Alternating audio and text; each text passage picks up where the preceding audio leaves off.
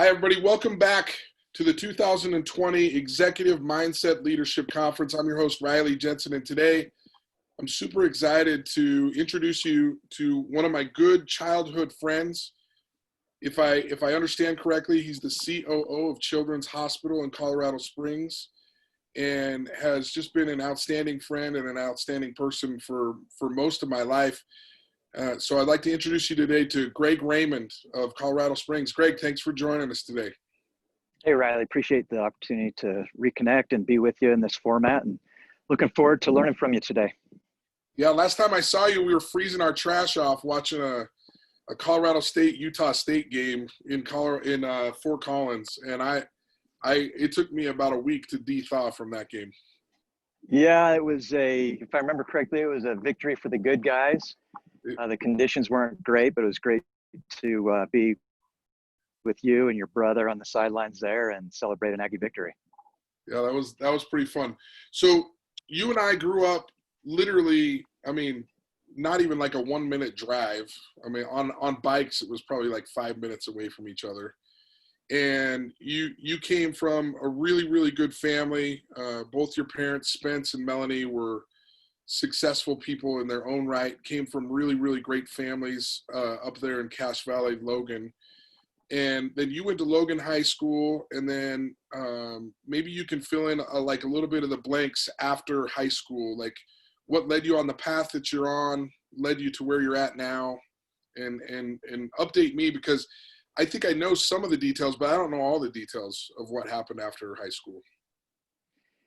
Well, I was really into athletics, Riley. It really started in your front yard when your dad used to mow a grass tennis court into the lawn, and we'd sit out there and try to hit tennis balls back and forth, with the net being the sidewalk up to your front door, or playing dunk ball on each other on the side of your house. And that really started my interest in athletics. And then I had older brothers that were athletic as well. So after high school, I went to Utah State and played basketball for a year.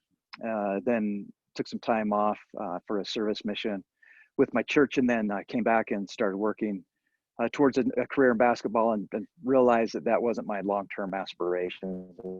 So I transitioned at that time, more professional insights and think about what motivated each morning. And it really was a couple of different factors. As I grew up in a family business, so I understood kind of some basic business aspects. I understood the value of hard work.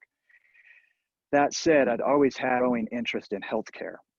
And I had an uncle that was a physician at the time, and consulted with him, used him as a mentor as well to bounce off my ideas about a healthcare career. And he challenged me to think about it in an objective way as somebody who was a physician, a healthcare professional, and ensure that my motivations, my incentives were aligned with what's required for that type of role.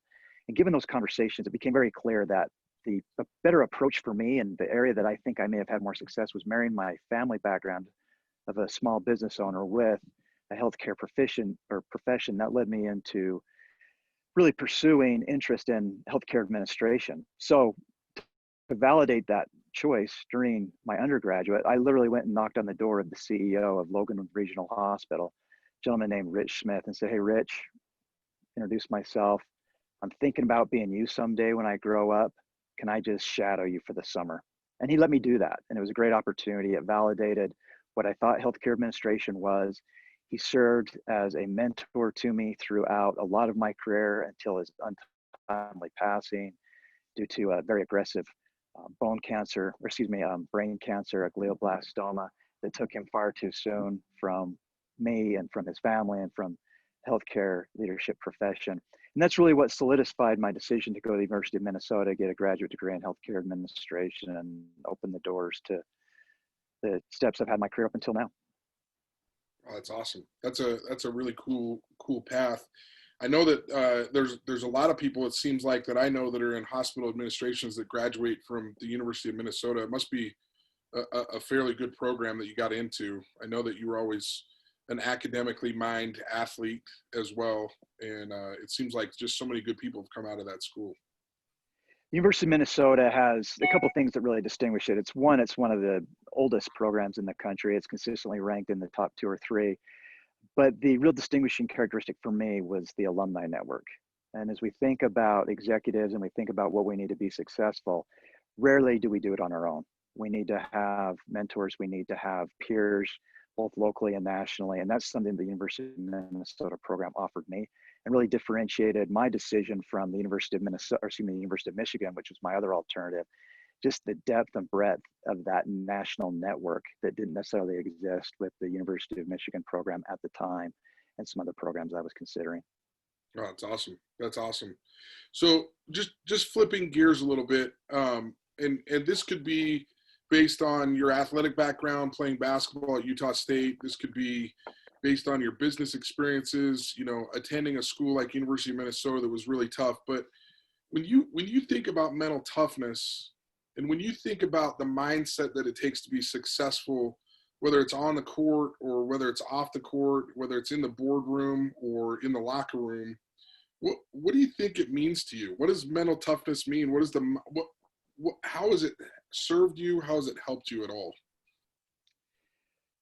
Well, Riley, you grew up with me, and from an athletic perspective, I had a couple things going for me, and that I had a decent level of coordination, and I grew to be 6'4", which always helps when you're playing basketball. That being said, I wasn't gifted in a lot of other ways, and I had to work my tail off. I've always felt like I had to put the work in. I probably never told you this, but in the off season, I had a running route that would take me by your house, in the middle of the summer when it's dark and I'm out there running with my shirt off by myself, preparing for the upcoming season. It was things like that. I just couldn't walk into the gym and be successful. And it's been the same with my career. I've had to put the work in. Now, one of the things that my parents instilled in me, especially my mom, was working smarter, not harder. So as I've developed, as I've matured, I've really focused on making targeted investments in time and effort to get the same results as opposed to just mindless work. And so from a mindset perspective, it really has been putting in the work, but doing it in a way that's measured, that's calculated, that's going to generate the greatest returns. If you would have asked me 20 years ago, what does mindset mean, or mental toughness mean, I would have told you one answer. But today, having been in healthcare for 20 years, it's really pivoted to resiliency, whether it's the day-to-day challenges that our providers face, whether they're a frontline provider or they're an individual that contributes to a healthcare organization in a back office function like finance or human resources. There are a lot of variables that exist in the provision of healthcare today in an industry that is quoted as the second most highly regulated industry behind the nuclear power industry, yet doesn't have the ability to set its own price. So there's a layer of complexity in there, high regulation, not able to set your own price, and you're trying to squeeze blood out of a turnip, so to speak, when it comes to being able to reinvest in your operations and have the capital available to accomplish what you need to do to meet the needs of the community which you're trying to serve. So resiliency has become a stronger and stronger focus of mine when thinking about myself personally, thinking about the teams that I lead, and how can we develop a culture, how can we develop an environment that recharges people both at the workplace, but then also rewards and motivates them to recharge outside the workplace. I love it. Resiliency, grit, ability to overcome obstacles and get back up when you get knocked down. These sound like just sports analogies, but they're really analogies for the business world, for us personally, for so many things in our life. Do you feel like your mindset, even though it's maybe changed over the years, do you feel like it's influenced your ability to grow and progress in your career? I think it has. And let me tell you an example where my view of leadership when I was younger is much different than it is now. And when you talk about mental toughness or you talk about grit, a lot of that I've found for me and that my success has been dependent upon has been my ability and tenacity to invest in others. I thought leadership was, hey, I come up with a great vision, I articulate that vision, I motivate, and people get in line and they do it. And maybe it's just healthcare. I think it's applicable to a lot of industries outside of healthcare. I've really grown to learn that genuine investment in people generates the greatest return. And so when I think about mental toughness, a lot of it has to do making the effort as a slight introvert to put myself out there, to get to know people so that I can truly be effectual as a leader. God, I like that.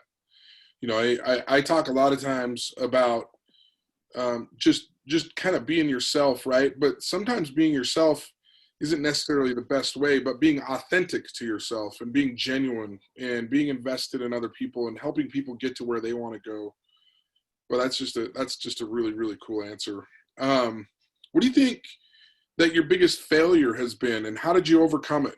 Like what is something that you can share with us that maybe could be a teaching point to overcoming something that's been really difficult? You know, Riley, this answer is going to it's going to sound a little bit cliche because it actually ended up being probably one of the best things that's happened to me professionally. But there was an opportunity with my current organization where I was looking to transition from a frontline leadership role, from a director within our organization, and take the step to an executive role. And we were developing an offsite campus that had services that required a dedicated executive to ensure the effective day-to-day operations and the financial profitability of this location. I thought, hey, this is a perfect opportunity for me. It's going to allow me to make that professional progression in my career. I'm going to get the executive title. It's going to be great. So I put a ton of effort into pursuing this job. Again, it was an internal opportunity. I knew all the decision makers. I thought I was well positioned. I stepped into that. And what ended up happening is I didn't get the job.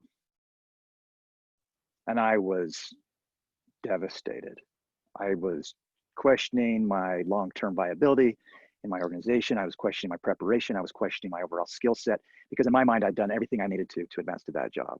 What I didn't understand is I made an impression that was going to carry me beyond that job into a better opportunity, which is the one that I really started here in Southern Colorado 7 years ago. And I'm now the Chief Operating Officer over here in Colorado Springs. And that was through that experience, I was able to demonstrate my leadership, demonstrate my vision in a way that allowed me to be repurposed internally for a larger scale project, which was building a freestanding 115-bed hospital to support the kids and families of Southern Colorado, based out of Colorado Springs.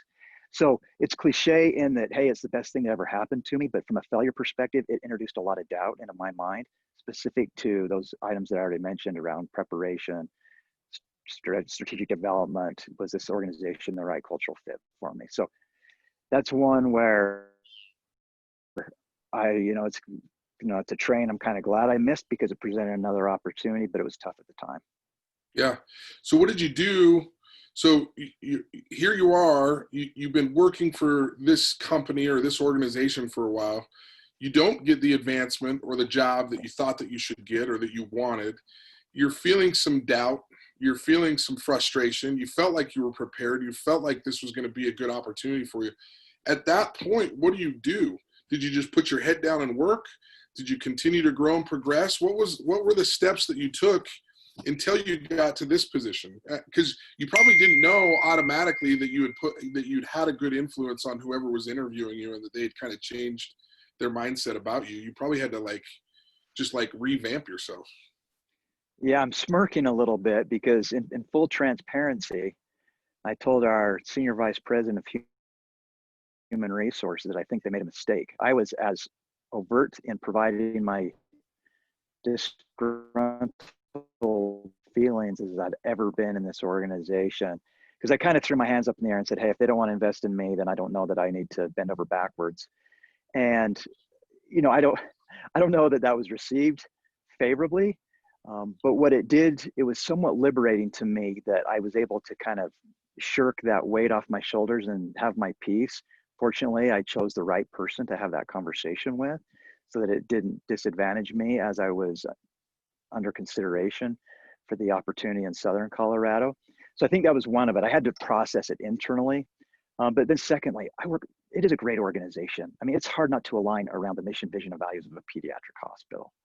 And so I had to step back, do a reality check, and say, hey, Greg, maybe you're not as cool as you think you are. Maybe you're not as great a leader as you are. What do you need to do to get better? All the while, unbeknownst to me in the background, there were bigger plans that were being laid for me by our internal leadership. Yeah, that reminds me of what I tell athletes a lot, because athletes get chosen for the position, not chosen for the position. They're constantly competing for playing time. And I'm like, hey, here's the deal. Work while you wait, right? There's good things to come, but you can't be a powder. You can't be the person that is always talking about, sometimes I call it a locker room lawyer pleading their case to everybody about what's going on. And it sounds like you did that a little bit, but you did it with the right person. And then you just got back to work. And I think that's a really, really valuable lesson to many of us listening, right? Yeah, the woulda, coulda, shoulda only takes you so far. And, everybody processes the disappointment, processes the failure differently. For me, I'm talking about a couple of days. And then it was, hey, get back at it. If you're going to get an opportunity elsewhere, you're still going to need a reference from this organization. So you don't want to be burning bridges. You don't want to be leaving a sour taste in the mouth of those that you're going to be dependent upon for your next opportunity. So I think it's finding that balance of how to process it internally, utilizing personal resources. Again, I mentioned the conversation I had, what I felt was a safe place to express my frustration, that I felt like they made the right decision, and I moved on. Who are, I'm a little bit off subject here, but who are your go-to people? Because I always talk to people about whether you're an individual athlete, whether you're an individual in a company, like who are your go-to people? You have to have a great team around you. Who are your go-tos? Is it your wife? Do you have a mentor? Like, how does that picture look for you as an executive? So I've got several mentors, and they're all within the pediatric healthcare environment. They are spread throughout the country. It's a pretty small group of healthcare executives within pediatric hospitals. There's just a relative handful of freestanding children's hospitals, just 36 in the country. And so we all know each other fairly well. And so I've got a strong mentor that lives in the Connecticut area. We've got a strong mentor that lives in the Chicago area. Both of them are individuals that I bounce feedback off of all the time, get insight, whether it's leadership insight, personal development insight, look to them for career advice. Additionally, I have to have a lot of support at home. And I think whether it's a spouse, a significant other, a dog, someone that can provide that kind of relief, that whether it's stress relief or emotional support or whatever it may end up being, even if they don't possess the industry expertise or the leadership expertise, or even understand the stress that you as an executive are under, just that release is very important to me as well. And so I think it's the combination, Riley, really, of different types of mentors and personal support, individuals that can help you decompress and help you understand your day, understand your stress, and think about it differently and reframe it in a way that's more productive than maybe how you entered the conversation. Yeah, I love that word, reframe. I think so many times life is about how we frame it, right?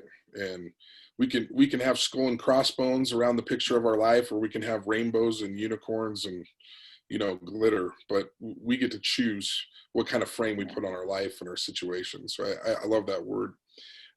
What's your greatest workplace memory? Oh, without question, it's opening a new hospital. I remember, Riley, the day we were going to receive our first patient, and we had our chaplain come in, and she gave a blessing over the facility. And it was one that was just very motivating to the team members that had been waiting 7 years for this to come to fruition. It was motivating to all of us that had put in the time to design and construct and then open this facility. And just to hear it framed within a broader spiritual and cultural construct really brought it all together. So as we're sitting there in the atrium of this new hospital, hearing this blessing by our chaplain, knowing that the first baby neonate, a 27-week baby was in a ambulance on their way to our hospital, was just motivating. It was emotional. I was in tears. Other people were in tears. It was an incredible experience that I'll never forget. Well, that's pretty powerful, especially for somebody like me who had a 25-weeker, to understand the miracles and to understand the blessings and just the fantastic medicine that takes place in a hospital like yours. That's a really powerful image for me to think about. The first person coming to your hospital being a 27-weeker. I mean, wow, that's a really cool thing. That's a really cool thing. Now I consider myself one of your peers, but I moved away a little bit in ninth grade, so I wasn't around you all the time. But I was wondering, if you were to fill this out, fill in the blank about this in your peers. Greg Raymond will be successful because he blank. What do you think your peers would say? I think they would say that I'm relatable at all different levels. As I mentioned earlier, I really put forth a lot of effort to get to know people. The mentor I mentioned earlier, Rich Smith, one of the things that I learned from him when I was a junior in college in my undergrad was that he could walk around Logan Regional Hospital and he knew almost everyone's name. Now, I don't possess that same talent, but I strive to know names and I strive to be relatable. And that's everything from our most seasoned surgeons to the individuals that volunteer on a daily basis to hold babies as part of weaning them from methamphetamines or what other addictions they may have inherited from their parents, to the individuals that are part of our concierge service and help park our cars. Being relatable, being visible, I think is hopefully what they would say about me, that has really set me up for success and being a visible leader that people can gravitate towards and understand that I have their best interests at heart while we're trying to advance the mission and vision of our hospital and our overall organization. God, I love that. I mean, if you've, you know, just me picturing that, you walking through a hospital and knowing who these people are and knowing about their hopes and their dreams and their desires, I can see that. And that, you know, I was a peer of yours for a while. I moved away, but I think there's no question you've always been relatable. I would probably add in there that you were pretty tenacious in your work ethic. I always knew with you that your work ethic was off the charts. And you know, as a ninth grader, I had hit puberty and pretty much grown all the way that I was going to grow. And as a ninth grader, you hadn't even like begun to grow. And I remember having a conversation with my dad and him saying to me, he's like, you know, you're probably pretty close to done. You better make sure nobody catches you. You know, they're probably going to catch you height wise, so you better improve your skills. And I remember just imagining people trying to catch me all the time. And you were kind of on the opposite end, right? Where it's like, man, when am I going to grow? When am I going to grow?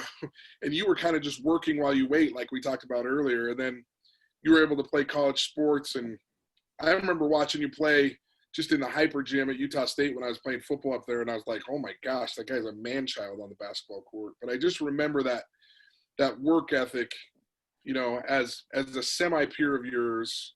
I know that you were that way academically and athletically. So no doubt that you were relatable, but I also think your work ethic was off the charts. I appreciate you saying that. I think, you know, again, I think it's a focus on now, at least at this point in my career, it's doing the right kind of work.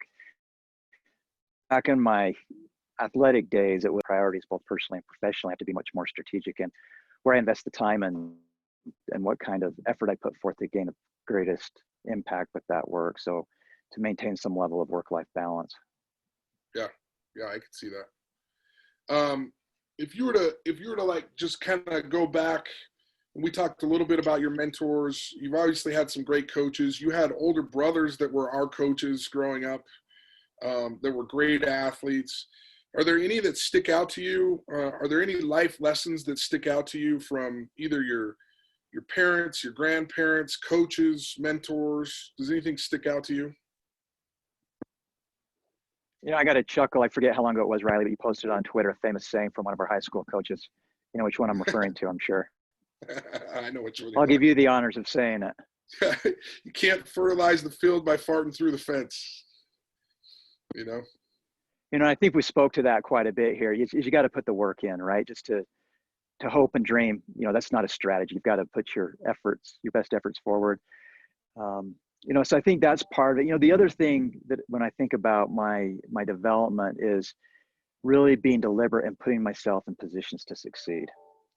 And I'll share with you an athletic example because I know a lot of that of what you do is, I think, you know, one of my favorite books is Outliers.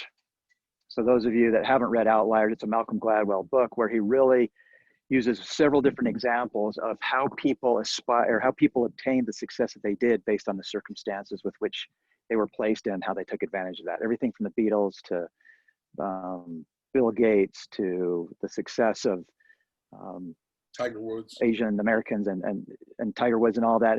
And really it's these people had a lot of skills, and yes, they had a lot of innate advantages that some of us don't possess, but then they also work their tails off. I specifically remember, I forget what the count is, but he has this 10,000 hour rule. He said the Beatles played over 10,000 hours of music before they were discovered, before they were well known. Bill Gates wasn't a computer wizard. He just so happened to live down the street from a supercomputer at the University of Washington. He finagled his way in there and got access to that computer and then put in the time to become a computer wizard. When I think back, I've really learned from that. You know, even from an athletics perspective, I think I was fortunate in that living in a college town during the summer, I could go ride my bike over to the university even before I had a license. And I could play pickup basketball with college level players because they needed a guy. I would sit there on the side, they would have 9 and they'd say, hey, bring in the little high school kids so we can run 10. And that provided an opportunity. I remember to this day, I was doing that one summer, and there was a very prominent player at Utah State, a gentleman named Kendall Youngblood. And I was playing, and he came down on a fast break. I closed my eyes, and I swiped at the ball. It was like a 2-on-1. He's got the ball. He's coming down. I close my eyes, do a blind swipe at the ball, knock it out, and steal it from him, and went the other way and made a layup like as a 15 or a 16-year-old. Can you imagine what that did to my confidence? Yeah, You know, and the whole gym is just erupting that this little high school kid got, you know, by dumb luck, cherry picked, you know, that Kendall's young blood as he's going in to dunk on me. But that was just kind of a precursor that, hey, I can compete, I can belong. It probably wasn't rooted in reality, but it gave me that brief glimpse of if I'm in the right situation, I take advantage of it. Then I can learn, I can grow, I can develop. In this case, I was an athlete. So I've tried to do that in my professional career as well. Align myself with the decision makers, position myself in different roles where I can make decisions that are impactful, that will reflect favorably upon the organization, reflect favorably on me as an executive. So that's, I think, important too, is really pick your spots on where you want to invest and where you want to align your efforts and people you want to align with. Yeah, it's interesting. It's interesting that you say that. I remember doing the same thing. I remember being on cloud 9 because I was rebounding the ball for Reed Newey and John Judkins one time, and I'm like, hey, do you guys mind if I like rebound for you? And they're like, I think they were kind of looking at me like, why in the world would you want to do that? But of course you can, you know. And I just fed them, and it felt like I knew them growing up in a college town. And then I remember I probably the same place as you at a different time. Going down to the field house and watching guys play pickup ball. And it was in the field house, and Matt Barnes, who's the head coach at Olympus High School now, was playing on the basketball team and getting to run with some of the college basketball players. Now, I didn't have the cool experience to steal it from Kendall Youngblood, who's like a Utah State Hall of Famer, but there were times there where it was like, wow, I made a shot. I made a shot against a bunch of college guys. Like and it's amazing how you can expand just what your thought process of what you can do when you surround yourself with good people and with great situations, right? And when you perform in that instance, the confidence that you get, I don't know that you can replicate that in another way. It's hard to develop confidence in kind of a piecemeal approach when you can have these kind of episodic experiences that really kind of bring it all together at once. It's, hey, I've been out here, you know, in the heat with bad air conditioning, shooting jumpers by myself, waiting for these college guys to show up, and then you see it pay off. In my case, it was dumb luck, but that didn't mean I didn't experience the confidence boost that I did. No, I mean, in sports psychology, we call some of that ignition, right? Like there's an ignition that takes place by, whether on purpose, by accident, by dumb luck, that things happen, and then it can change the whole pathway of someone. And so I think you're spot on. I think that's a really, really cool story. And when I see Kendall Youngblood, sometimes I'm going to remind him that my friend Greg Raymond stole the ball from him when he was 15, and he'll be like, that never happened. He won't even remember. I know. Oh, exactly. He'll deny it. He was thinking about the hammer dunk that he was going to do on me. Oh, those are fun memories. What advice would you give to yourself 15, 20 years ago? I think it would be more assertive. Be more assertive in what you want. Be more assertive in the career goals that you have, and really advance and create a plan to get to where you want to go. I think I found myself early on in my career getting into a role, waiting until I got into a rut, and then deciding to make a change. And I think in hindsight, while I've learned from that and I've developed, I potentially wasted some time. Not wasted some time in that I wasn't contributing or developing any kind of personal growth, but wasted some time as it relates to career progression. So that's some advice I give to myself: is have a more concrete plan. I think I had this Pollyannish view that I got my graduate degree, I'm going to step out and people are going to say, hey, you're a Minnesota alum, and so you're going to progress step 1, 2, and 3, and this is the time frame. And I learned quickly that I had to take much more ownership for that. Now, that being said, I'm very comfortable with where I'm at now in my career. That said, if I was to do it over again and give myself advice to say, hey, put a little more time into scripting where you want to get, and more importantly, what are the experiences, what are the steps that are going to be required to get there, and be realistic about it. I got to where I wanted to get, but it was a bit of a circuitous route to get here. Because I think that's the other thing too, is we see more and more this sense of entitlement where, hey, I've done this, I've done that, so now give me that. But we've talked multiple times during this conversation, Riley, about putting in the work. I can't overemphasize that enough. When I look at developing and growing leaders on my team, those that have expectations, they're not married with the work, I don't give them the time of day. It's got to be that hand-in-hand relationship where I can see that people know what they're talking about, and the entitlement piece is off the table. Yeah, I like that. As you were talking, I think all the time when I'm working with corporations, when I'm working with salespeople, when I'm working with athletes, sometimes when I come in, people call me a motivational speaker, and I don't necessarily take offense to that, but I don't feel like that's what I am, right? Like I'm not here to like just bring like positivity no matter what and motivation. And I really believe in commitment over motivation anyway. But the one thing I talk about with athletes is I think that my definition of positivity, if I were to really break it down, is to have a plan and to work your plan, and don't be afraid to change your plan if it's not working, which is kind of what you're talking about, right? Like be a little bit more planned out. And I don't think positivity is like this weird, like, ooh, just no matter what, I think everything good is going to happen. I think it's having a plan and working a plan. And having a plan and working a plan allows you to be positive because you're like, I'm working my plan. And then if it doesn't work, then you can adjust it. But that's the way that I see it. The more I've gotten into this field, and the more I see players, the more I see businessmen, people that are in the boardroom, they're very well thought out and they're very well planned out about what they want to do. So Riley, let me translate that to a real world experience. Okay. So all organizations have a strategic plan, and all executives are critical to developing that and gaining feedback and alignment around that plan. Children's Hospital of Colorado is no exception. We've got, including volunteers, we've got 13,000 team members that are part of our organization. We've got 7,500 employees. We've got 2,500 medical staff members, 3,000 volunteers. That's a decent sized enterprise. A strategic plan is critical to our success. COVID hits March 2nd.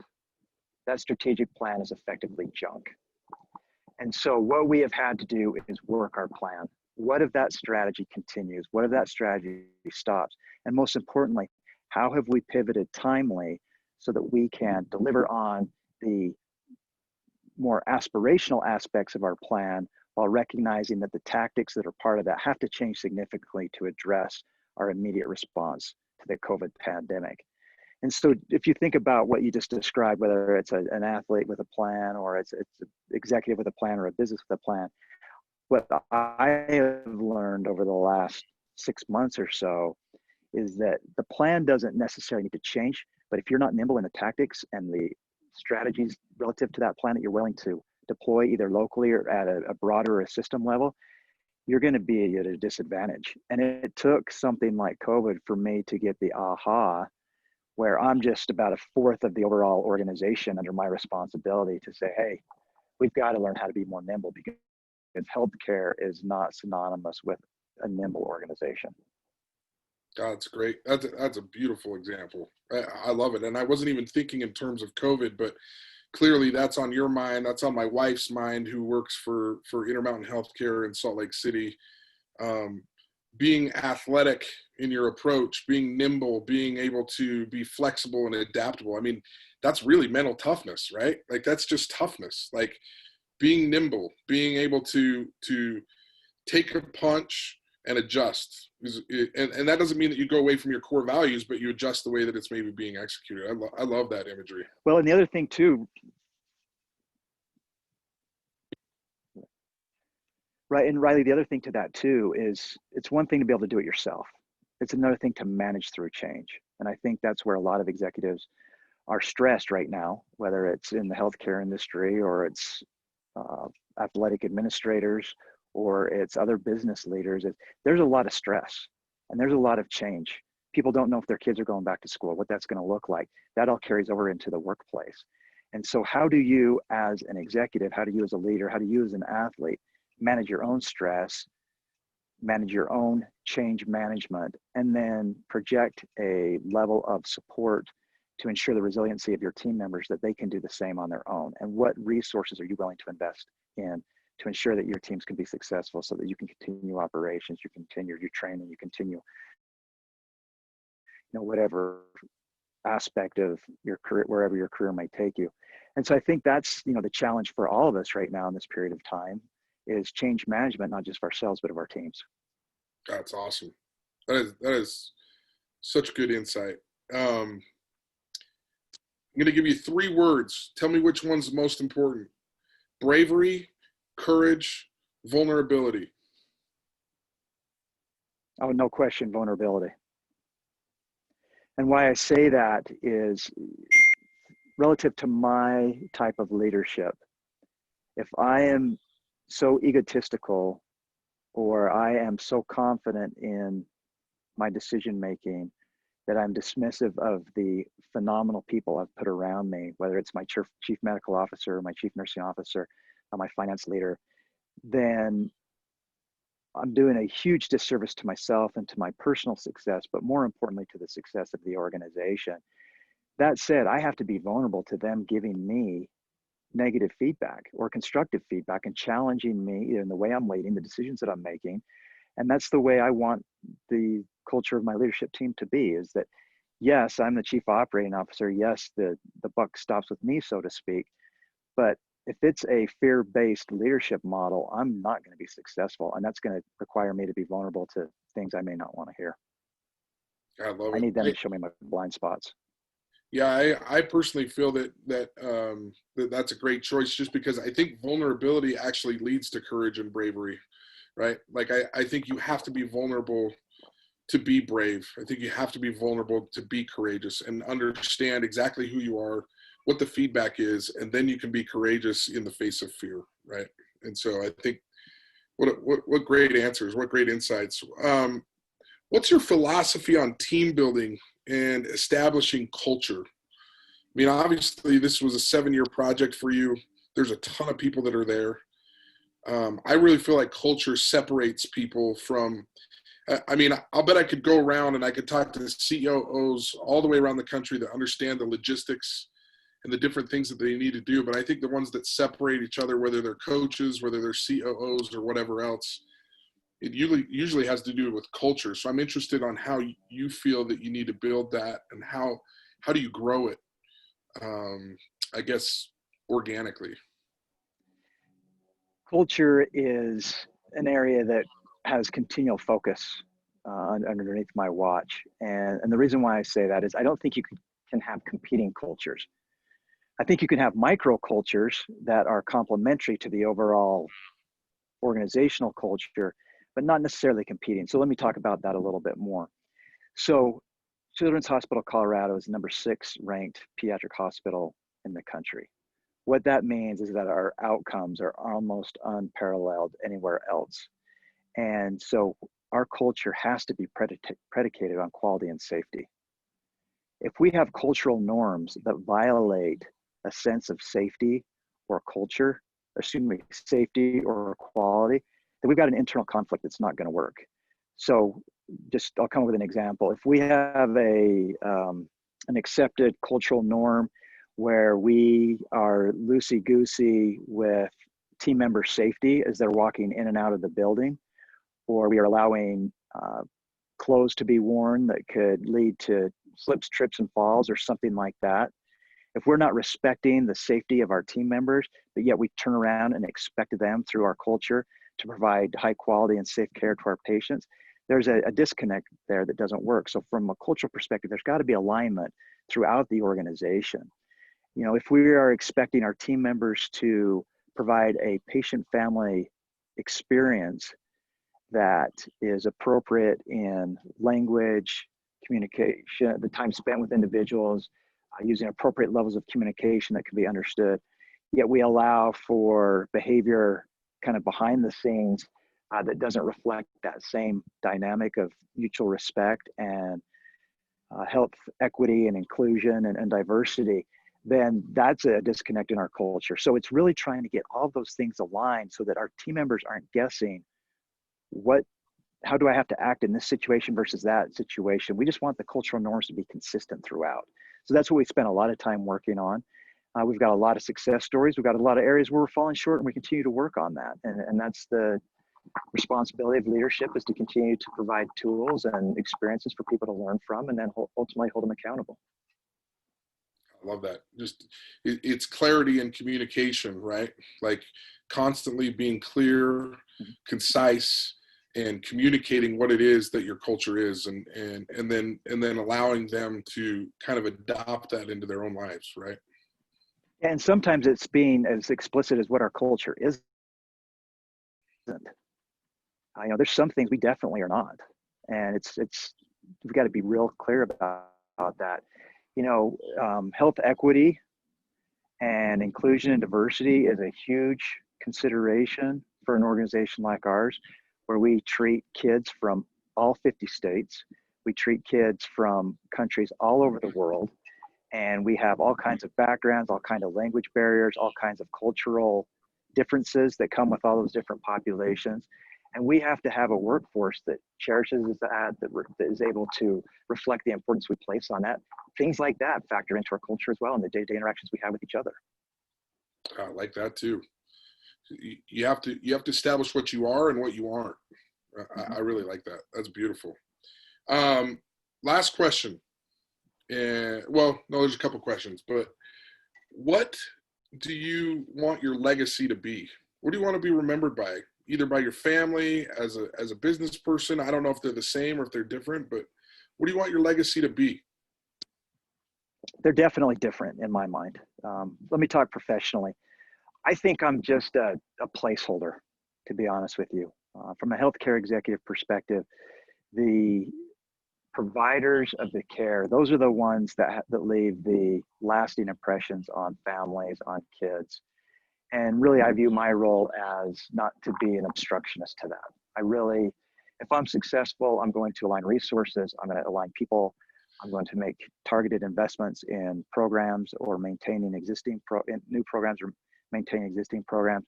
The less visible I can be in some regards, I think the more successful I am.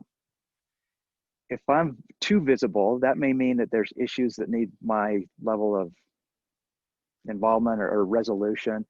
And so that's one piece of it. The other piece of it is I'd rather my team be more visible than I am.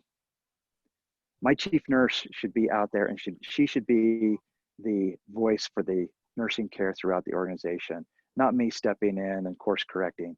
Same for chief medical officer. He should be much more visible than I am. So when I think about a legacy, it's how can I empower others to reach their potential and not necessarily stay in the shadows, but just be viewed as a strong partner. At home, I guess maybe they're more similar than that. It's really get out of my wife's way, because she's a lot better than I am. So She really is. She really is. Yeah, and if she was here, she would dismiss it, but that's the type of person that she is. But really, I think at the end of the day, what I want my family legacy to be is one of my kids that look back on an example of hard work, an example that really differentiated in their minds what's important, that instilled a sense of comparison to others is not the way you measure your personal worth.